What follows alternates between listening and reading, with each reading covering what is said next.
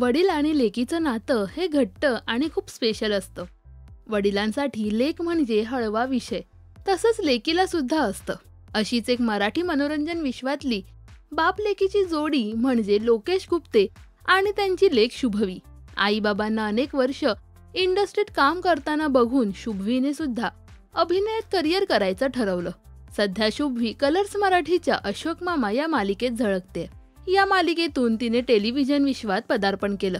पण ही बाप लेकीची जोडी कशी आहे हे अभिनेत्री चैत्राली गुप्तेने नुकतंच एका मुलाखतीत सांगितलंय. दोघांची एक टीम होते आणि मी नेहमीच विरुद्ध टीम मध्ये असते, असं चैत्रालीने सांगितलंय. मी कधीच त्या दोघांच्या भांडणात पडत नाही, कारण कधी ते एक होतील आणि मी विरुद्ध टीम मध्ये जाईन सांगता येत नाही. यावेळी लोकेश गुप्ते यांनी सुद्धा तिच्या लहानपणीची आठवण सांगितलीय. शुभवी 2 वर्षांची असताना पुण्याला तिच्या आजीकडे राहायला गेली.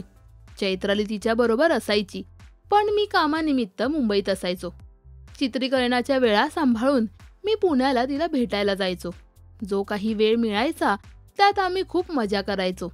आता आमच्यात जे बॉन्डिंग तयार झालंय ते तेव्हा आम्हाला एकमेकांबरोबर तितकासा वेळ मिळाला नाही म्हणून झाले.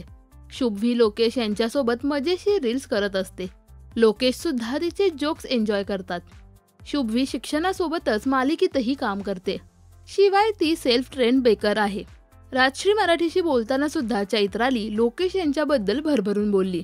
आई झाल्यानंतर लोकेशच्या सपोर्टमुळेच काम करू शकले असं ती म्हणाली. He is the reason behind this. He is the reason मी हा शो घेण्याबद्दल. कारण फ्रँकली सांगते, मला कायम असं वाटत आलं की शूटिंग करून आपापल्या घरी परत यायचं.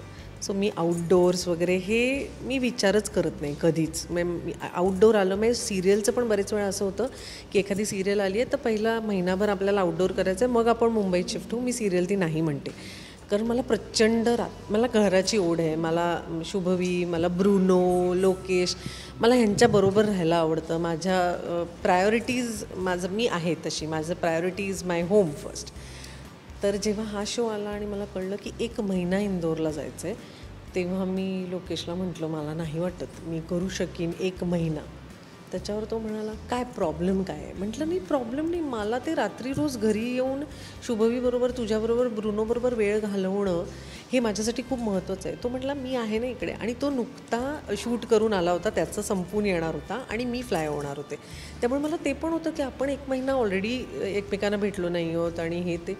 तर तो मला आयुष्यभर भेटायचंच आहे, 22 वर्ष एकत्रच आहोत, हे इतकी मोठी अपॉर्च्युनिटी जर तू सोडलीस तर तू मूर्ख आहेस. म्हणजे मी ऑडिशन द्यायच्या आधी त्याला विचारलं की म्हटलं मला ना असं वाटतंय की करून. तर तो म्हणाला एकतर राजश्रीमधनं फोन आहे, तुला डायरेक्टली फोन आला आहे, तुझा विचार करतोय. तो मला ऑडिशन दे, पुढचं बघू पुढे. So he was the reason की मी ही ऑडिशन देईन. तुम्हाला ही बाप लेकीची जोडी कशी वाटते हे आम्हाला कमेंट्समध्ये नक्की सांगा. मराठी टेलिव्हिजन विश्वातील बातम्या, अपडेट्स आणि गॉसिपसाठी सबस्क्राईब करा राजश्री मराठी शोबज.